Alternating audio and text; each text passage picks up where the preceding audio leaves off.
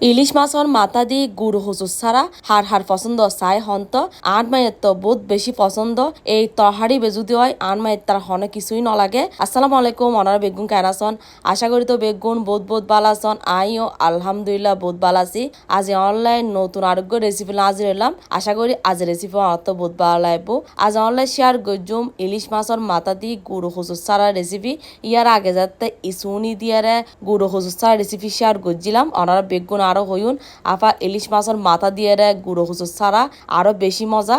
আসলে কিন্তু দুয়োর স্বাদ দুই রকম। হুসুর ছাড়াই এনজ্ঞ লোভনীয় জিনিস ইলিশ মাছের মাথা দিয়ে রান্না করলেও মজা হয়, আবার ইসুনি দিয়ে রান্না করলেও মজা হয়। প্রথমে একদম ফ্রাই প্যান বয় দিয়ে ফ্রাই প্যান নেজি ফোয়ার মতো তেল দিয়ে ফোয়ার মতো দিয়ে পেঁয়াজ কুচি, তারপর দিয়ে আধা চামচ পরিমাণ আদা রসুন বাড়া, 1 চামচ পরিমাণ দিয়ে মরিচের গুঁড়া, আধা চামচ পরিমাণ দিয়ে ধনের গুঁড়া, আধা চামচ তো হম দিয়ে হলুদের গুঁড়া, অল্প পরিমাণ পানি দিয়ে বেগিন বালা করে মিক্স করে ফেলাই যেন মরিচে গিন নপুরে মরিচিন যাতে বালা করে একদম হসুরিব।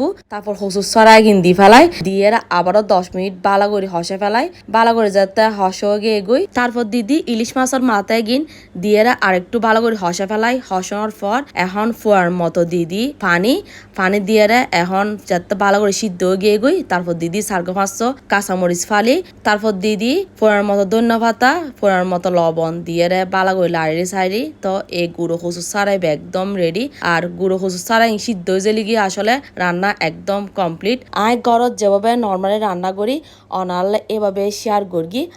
আর রেসিপি এগিয়ে অনারতে কিরকম লাগে বেগুনে অবশ্যই আরেক কমেন্ট করে জানাবেন। আর এই রেসিপি গরম গরম ভাত দিয়ে খাইতে একদম অসাধারণ লাগে। যারা যারা নতুন আসন বেগুন আর ফেস ফলো করে দিবেন।